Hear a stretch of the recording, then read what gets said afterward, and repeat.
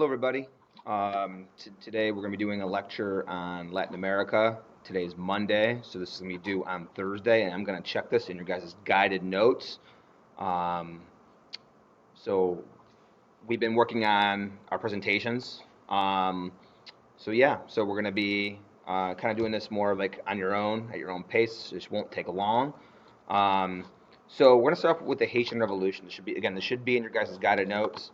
Obviously, we're showing a map here.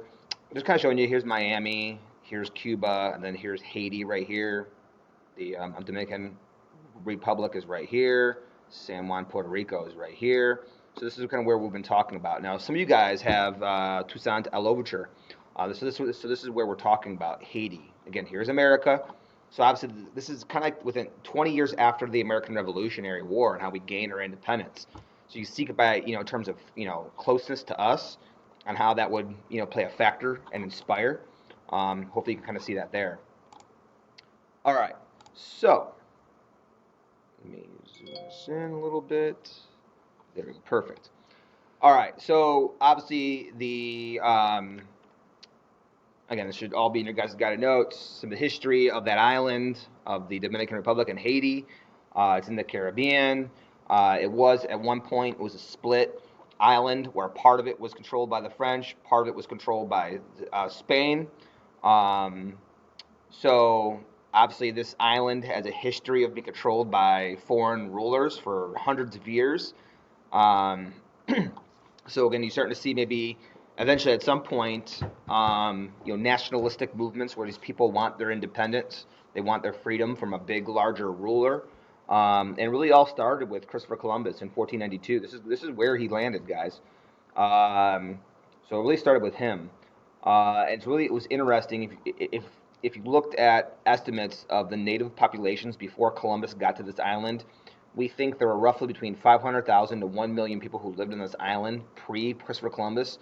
And when Columbus landed, and again, 20 years after, look at the population. It went down to 60,000. A lot of it was due to disease that was brought in, but also the brutality um, that they brought with them in terms of treating these people, turning them into basically their slaves to get the wealth, gold, etc., to help fund Christopher Columbus's journeys. So again, we read about this stuff in class. Remember that one paragraph that we read? A couple of those things. The brutal treatment, slave population, bringing in slaves from Africa into this area for tobacco and sugar plantations, awful conditions. So the life expectancies were not very long for people on this island, especially when Europeans were introduced. And this ultimately, at one point, became one of the richest colonies in the world, most profitable for the French. Sugar, tobacco, slave trade was introduced to get more labor. So that will end up leading to the Haitian Revolution.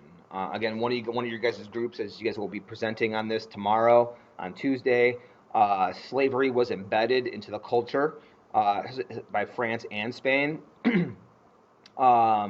Sugar, tobacco, as I said. So Toussaint L'Ouverture, he was also referred to as Black Napoleon. He was an educated slave, which made him very, very different compared to most of the other slaves on this island. He was freed at one point. He was, I guess you can call it lucky, whatever you want to call it. I hate even saying that but compared to other, slaves on the island, his owner allowed him to learn how to read and to write. And why is that important? If you think back to this era with the Enlightenment thinkers, and the revolutions that were going on. This will allow him to really read and understand those things, and be able to present that to the revolutionaries in this island to help spark this change. What he's going to do is going to lead a group of slaves to fight against plantation owners. He's going to lead this revolt. Over 500,000 slaves are going to be a part of this revolution. And by 1801, he's going to gain victory. This will be the first a victorious slave revolt in the history of the world. Um, but in 1802, Napoleon is going to send more troops into Haiti, and essentially they're going to make a deal to basically stop the rebellion if the French ended slavery. Um, and Napoleon will actually invite Toussaint over to France to, as a peaceful negotiation. At least that's what Toussaint thinks. But Toussaint will never ever leave France. He'll be backstabbed by Napoleon, eventually be put in prison, and eventually he'll be killed. But that won't be the end of the Haitian Revolution. It'll keep going after his death. So yeah, that's Toussaint L'Ouverture. All right. So what made the Haitian Revolution unique? As I said before, the first slave rebellion, successful slave rebellion. This was the first Latin American territory to gain its independence, and obviously the first black colony to gain freedom. So obviously this was led by Toussaint, huge, impactful person, in terms of the revolution. Okay, so going into Latin America, so South American Revolution begins. So in South America now. So we look back to that map. Now we're not talking about Haiti anymore. We're talking about South America. So this is going to be a Creole-led revolution. Now again, think back to that pyramid in our notes. The Creoles are the second rung from the top. So they have a lot of power. They have a lot of wealth and opportunity, but they're not treated as equals. They're kind of looked at as second-class citizens. They're not fully Spanish. And that's the problem in terms of the eyes of the peninsulars are on top. The peninsulars have all the job opportunities, they control governments, they hold all the government positions, and the peninsulars, no matter what they do, they can't attain that. And the Creoles are going to be wealthy, so they're going to have access to money. They're going to be educated in Europe, so they're going to have the ability to read and write, learn about the Enlightenment and all those types of things, revolutions.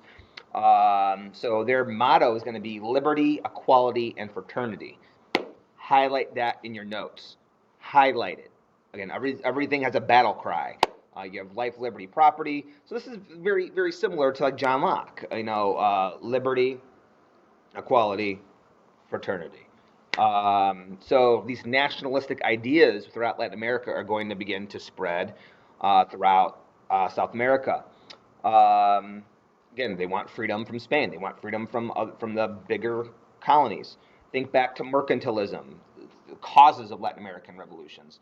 How these big countries are going into these small countries, they're taking their resources and wealth, sending it back to the mother country, making it into the factories, and then selling it. So they're taking the wealth from these people. And now, ultimately, what's going to kickstart this? So in all the Spanish colonies, what's going to start is, again, Napoleon. Napoleon is going to invade, remember, in the Peninsular Wars. He's going to go into Portugal, overtake Portugal. He's going to overthrow the Spanish king. And he's going to place his brother in as the Spanish king. So many people in South America saw this as the perfect opportunity when Spain is unstable. Their government is going through changes. So they feel like, well, we're thousands of miles away. They have their own problems going on in their home countries. Now's the time. So these Creoles had no loyalty to this new Napoleon's brother monarchy. So they decided to revolt against French control. Okay, so again, in you guys' notes, copy this down. One of the leaders that you'll learn about tomorrow from one of the groups is Simon Bolivar. He was one of the two major generals that's going to participate in this revolt. Some consider him the George Washington of South America. He's also known as the Liberator. Think about what liberating means. It means to free. His major dream was to liberate all South American countries. So he'll start off with Venezuela. He will declare independence from Spain in 1811. But again, just like with any revolutionary, not everything's going to be successful. He's going to have to go in exile. He's going to actually go to Haiti for a little while. He does have his bumps and bruises, ups and downs. In 1819, he will surprise the Spanish army. He's going to train his military in guerrilla tactics. Because again, you have smaller, not quite as trained military. You can't just line up you over here, other side over here, and just start battling. You have to use unconventional tactics in order to win. So eventually, he'll end up going through a mountain and he'll attack the Spanish military forces, kind of threw a surprise attack where the Spanish didn't think he was going to be able to attack from the mountainside because the terrain was treacherous, but he did it anyway, and it became victorious. So he'll gain independence there. Even to this very day, as you guys can see, he's still celebrated today. You see streets there for him, colleges, there's statues, there's monuments, there's libraries, cafes, you name it. There's even a country, Bolivia, that's named after him. So he still has a major, profound impact there today. Then you have the other one. You have the other general is Jose de San Martin. He's going to lead independence movements through a variety of countries, Argentina and Chile and Peru during this time. So he's going to declare Argentina independence in 1816. He'll free Chile in 1817. So what's going to end up happening in Peru is that San Martin and Bolivar, the guy we just talked about, are going to combine forces. And this is where, really a big mistake by San Martin. Bolivar, we don't really know what really happened. But Bolivar was very greedy. He had larger aspirations outside of this independence movement. He wanted to basically be there and rule and take control. San Martin kind of wanted the betterment of the good. You could maybe say his heart was in the right place. He didn't necessarily need the notoriety and the fame as Bolivar did. So something happened. We're not really sure what. Historians still argue about this to this very day. But after this meeting of Bolivar and San Martin, there was a disagreement of some sort where San Martin he left. They couldn't come to agreement. He offered Bolivar every compromise in the book to try and join forces and, unite. But Bolivar wanted the fame and the glory. So Bolivar's going to stay with the troops. Peru will declare their independence in 1824, and San Martin's going to leave. He'll actually leave for France, but he won't make it that much farther. He'll end up dying from health issues. Now going into Mexico. Again, this is where, the class system is at its prime peak with the Peninsulars, Creoles, etc. So Mexico is a little different from those other South American countries. It's much more ethnically and racially diverse. So Father Hidalgo, again, a group tomorrow is going to be presenting on this. Father Hidalgo, also known as Miguel Hidalgo, is going to make the first battle cry for independence. So basically what's going to happen is Father Hidalgo kind of takes the lead of the independence movement. He has these secret meetings where he meets with the various groups yearning for independence in their areas. And once they're kind of found out by the Spanish, they kind of are watching him, and they're getting a good idea about what is going on and what they're planning. They find out, and that's when Father Hidalgo kind of rushes. He has an emergency meeting. He has the cry. He has the bell in the middle of the city. Everybody comes into the city to go to this church. This is where he starts the independence movement, and people are going to begin to follow him. So he's going to begin the march towards Mexico City. 60,000 are involved, and this is where Father Hidalgo makes a big mistake. So Father Hidalgo is a Creole, but in his movement, at first, he doesn't gain Creole support. His mob, you can call it, of 60,000 people, they go throughout the countryside of Mexico, and they begin burning villages and looting villages and massacring people, especially the Peninsulars, but they also do the Creoles as well. And a lot of the Creoles, especially the more moderate ones, are not really on board with the tactics that's being pursued here.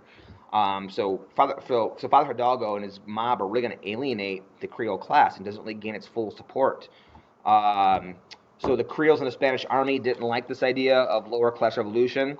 So eventually in 1811, things kind of come to an end for Father Hidalgo. He also is he wasn't really a brilliant military general either, which really kind of alienated him from his own supporters. He made some mistakes, we'll put it that way, and eventually people in his own group will turn on him and arrest him, and eventually he'll be killed. But the upper class feared losing power. The Creoles actually stayed with the Peninsulars at first. and they killed Father Hidalgo with the firing squad. All right, last but not